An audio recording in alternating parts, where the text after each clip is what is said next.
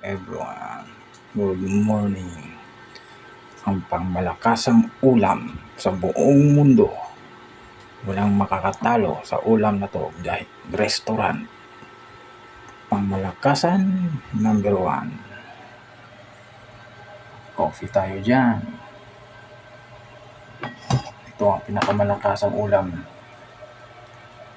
Dinamos sa Bisaya, Tagalog, bagoong.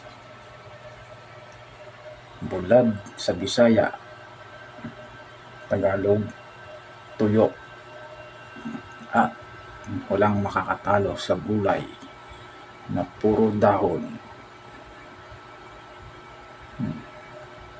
Yan ang walang kapantay na ulam sa buong mundo sa mga ordinaryo na tao.